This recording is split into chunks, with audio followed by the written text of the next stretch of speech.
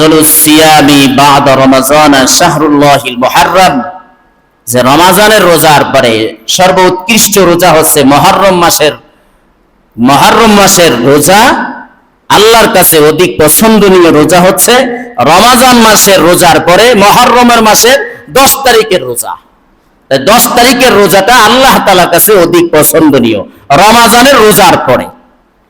তাহলে এই হাদিস দ্বারা আমরা জানলাম যে 10ই মুহররম যদি কেউ রোজা রাখে তো আল্লাহ তাআলা তার এই রোজাটা পছন্দ করবেন এবং ভালোবাসবেন।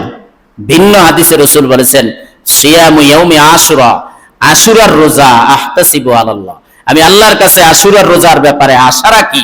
রাসূল বলেন, আইয়ুকাফফিরাস সানাতাল্লাতী ক্বাবলা, যে পিছনের 1 বছরের গুনাহ আল্লাহ তাআলা maaf করে দিবেন।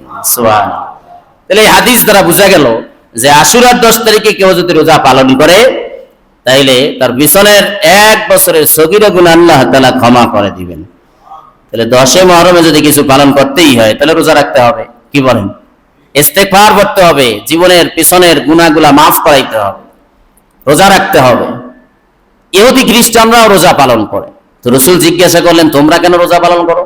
যে আমরা এই দিন স্মরণ করি যে মুসা আলাইহিস সালামকে আল্লাহ তাআলা ফেরাউনের কবল থেকে বাঁচায় দিয়েছে, সেই দরিয়া পার করে দিয়েছেন, সেই দিনটাকে স্মরণ করার জন্য আমরা রোজা রাখতেছি। তো রাসূল বলেন যে আল্লাহ তাআলা যদি আমাকে হায়াতে বাঁচায় রাখেন, আগামী বছর আমি 10ই মুহররমের সাথে একদিন আগে পরে মিলায়া 2টা রোজা পালন করব। সাহাবায়ে কিরামদেরকেও বললেন, তোমরাও রোজা রাখবে। তো এই হাদিস দ্বারা বোঝা গেল যে 10ই মুহররমে বেশির থেকে বেশি আমরা রোজা পালন করতে পারি, এর থেকে তো বেশি কোরআন হাদিসে নাই। তাহলে ভিন্ন যেগুলো করা হয় 10ই মুহররমকে উল্লেখ করে, এগুলো শরীয়তের সাথে কোনো সম্পর্ক নাই। নতুন বছর, নতুন মাস, নতুন সপ্তাহ মানেই হচ্ছে নতুন জীবন, নতুন ভাবে, নতুন উদ্যমে, পূর্ণ আগ্রহ নিয়ে গত বছর কি করেছি না করেছি তার চেয়ে এই নতুন বছর পেয়ে শুকর আদায় পরিপূর্ণ তখনই হবে যখন আমরা সময়টাকে কাজে লাগাবো, সময়টাকে মূল্যায়ন করব, সময়টাকে কাজে লাগাবো। তাহলেই হবে এই নতুন বছর পাওয়ার পরিপূর্ণ শুকর আদায়। প্রত্যেক মাসের সাথে কিছু ইবাদত কোরআন এবং হাদিস অনুযায়ী মাসের সাথে, ইবাদতের সাথে কিছু সম্পৃক্ততা রয়েছে। একজন মুমিন নতুন জীবন পাওয়ার দ্বারা, নতুন বছর পাওয়ার দ্বারা নতুন উদ্যমে ইবাদত শুরু করবে, এটাই একজন মুমিনের বৈশিষ্ট্য। তাহলে নতুন জীবন পাওয়া, অর্থাৎ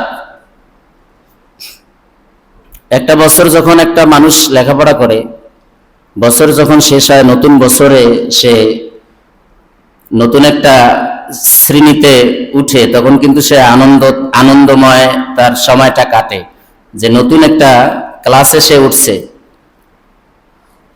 এরকম প্রত্যেকটা জীবনেই যখন একটা বাচ্চা আস্তে আস্তে বড় হয়, বড় হওয়ার পরে যখন যুবক হয়, যুবক হওয়ার পরে একটা সময় তাকে মুসলমানি করানো হয়, সুন্নাত খতনা কাটানো হয়, তখন একটা আনন্দ, নতুন একটা জীবন তার আসছে। যখন সে যুবক হয়, বিবাহ শাদী করে, তখন তার আরেকটা জীবন শুরু হয়। কথা ঠিক না বেশি? তখন আরেকটা জীবন শুরু হয়। তা আমাদের ধাপে ধাপে জীবন, আর ধাপে ধাপেই আমাদের ইবাদত। মাসের সাথে আল্লাহ তাআলা ইবাদত রেখেছেন। তো এই মুহররম মাস পেয়ে বহু নামদারি মুসলমানরা বহু কিছু করবে, করলেই যে সেটা ইবাদত হবে ব্যাপারটা এমন না। ইবাদতের পেছনে দলিল, প্রমাণ, এটা কোরআন এবং সুন্নাহ থেকে থাকতে হবে। যদি থাকে আর সে অনুযায়ী করে, তাইলে সেটা হবে সওয়াব এবং ইবাদত। মন চাহি কিছু করলেই সেটা ইবাদত হবে না। 10ই মুহররমকে কেন্দ্র করে, আগামী শুক্রবার 10ই মুহররম, শুক্রবার দিন পড়েছে, এই 10ই মুহররমকে কেন্দ্র করে বহু কিছু আমাদের দেশে হবে, ভিন্ন দেশেও হবে। হইলেই যে এটা শরিয়াত, হইলেই যে এটা আসলেই দিন ইসলামের একটা বিষয়, এটা মনে করা যাবে না। তাজিয়া মিছিল আছে, ইরানিরা বহু কিছু বাড়াবাড়ি করে এই 10ই মুহররমকে কেন্দ্র করে হায় হোসাইন বলে, নিজের শরীরের ভিতরে আঘাত করে, ছিঁড়ে ফেলে, ছুরি দিয়ে আঘাত করে। এই সমস্ত কর্মকাণ্ড ইসলামের সাথে আদৌ কোনো সম্পর্ক নাই। কারণ মৃত্যুবার্ষিকী পালন করা এবং জন্ম উৎসব পালন করা শরীয়তের সওয়াবের কোনো বিষয় না। আপনি যদি পালন করতেই চান বা মানুষ যদি পালন করতেই চায়, তাহলে এতটুকু করতে পারে, জন্ম উৎসবের দিনে সে দোয়া করতে পারে, নামাজ আদায় করে তার জীবনের জন্য দোয়া করতে পারে। কিন্তু সামাজিকভাবে জন্ম উৎসব যেভাবে পালন করা হয়, কেক কেটে তারপরে বিভিন্ন নারীদের নিয়ে নাচ গান ড্যান্স এগুলো দিয়ে যে জন্ম উৎসব পালন করা হয়, মানুষ এগুলো ধুমধাম করে পালন করে, আসলে এগুলো কোনো শরীয়তের বিষয় না, সওয়াবের বিষয় না, বরং আরো গুনাহগার হবে। মৃত্যুবার্ষিকী পালন করতে গিয়ে আমরা এলাকার মানুষদেরকে দাওয়াত দেই, খাওয়াই, আয়োজন করি, গরু জবাই দেই, বহুত কিছু করি। এটা যদি কেউ করে আর এই খাবারটা গরিব অসহায় ব্যক্তিদেরকে খাওয়ানো হয়, তো খাওয়ার দ্বারা যেই সওয়াবটা, সেই সওয়াবটা সে পেতে পারে। কিন্তু আসলেই মৃত্যুবার্ষিকী পালন করতে গিয়ে আমরা যা করি, এগুলো আসলে শরীয়তের সাথে কোনো সম্পর্ক নেই। এজন্যে কেউ মারা গেলে ওই দিন আসলে আমরা তার জন্য দোয়া করব। আমার জন্ম তারিখ যেদিন আসবে, ওই দিন যখন সামনে হাজির হবে, আমরা নামাজ আদায় করে দোয়া করব, নিজের জন্য দোয়া করব, সন্তানের জন্য দোয়া করব, আল্লাহ তাআলা যাতে নেক হায়াত দান করে, সন্তানকে দিনদার বানায়, এজন্য দোয়া করতে পারি। এতটুকুই করা যায়। দেখেন, হায় হোসাইন বলে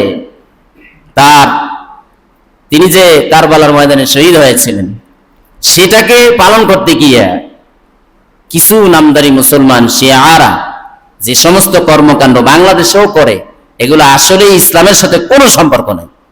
আজও পর্যন্ত কোন সাহাবী রসুলের ইন্তেকালকে উল্লেখ করে এইভাবে তারা যেভাবে করতেছে, এইভাবে কোন সাহাবায়ে কেরাম করেছেন? কোন তাবেঈরা করেছেন? কোন তাবেঈনরা করেছেন? তাইলে এত বছর পরে এসে তারা যে সমস্ত কর্মকাণ্ডগুলা করতেছে বা করবে 10ই মুহররমকে কেন্দ্র করে, এগুলো ইসলামের সাথে, শরীয়তের সাথে এবং হোসেন রাদিয়াল্লাহু তাআলা আনহুর সাথে কোনো সম্পর্ক নাই। হোসেন রাদিয়াল্লাহু তাআলা আনহু শহীদ হয়েছেন, ধমনী থেকে রক্ত দিয়েছেন শুধু জমিনে দ্বীন প্রতিষ্ঠা করার জন্য, বাতিলের মোকাবেলায় নিজের ধমনী থেকে রক্ত ঝরিয়েছেন কালিমার পতাকা জমিনে উড্ডীন করার জন্য, অন্য কোনো উদ্দেশ্য তার ছিল না। কিন্তু যারা তাজিয়া মিছিল করে, চান্দাবাজি ধান্দাবাজি করে, ঘোড়া সাজায়, নারীদের কিনে নাচ গান করায়, এগুলোকে হোসেন রাদিয়াল্লাহু তাআলা আনহু করতে বলেছেন? কথা বলেন। তো এগুলো যে করতেছে, এগুলো ইসলামের নামে বাড়াবাড়ি ছাড়া আর কিছু না। সম্মানিত উপস্থিতি, আমি বলতে চাই, 10ই মুহররমকে কেন্দ্র করে আল্লাহ রাসূল যা বলেছেন, যা করতে বলেছেন, আমরা সেটাই করব। ভিন্ন কিছু আমরা করতে যাব না, দেখতেও যাব না। এজন্য আল্লাহ রাসূল এক হাদিসে বলেছেন, আফজালুস সিয়ামি বা'দা রমাজান শাহরুল্লাহিল মুহাররম, যে রমাজানের রোজার পরে সর্বোৎকৃষ্ট রোজা হচ্ছে মুহররম মাসের রোজা। আল্লাহর কাছে অধিক পছন্দনীয় রোজা হচ্ছে রমাজান মাসের রোজার পরে মুহররমের মাসের 10 তারিখের রোজা। 10 তারিখের রোজাটা আল্লাহ তাআলার কাছে অধিক পছন্দনীয় রমাজানের রোজার পরে।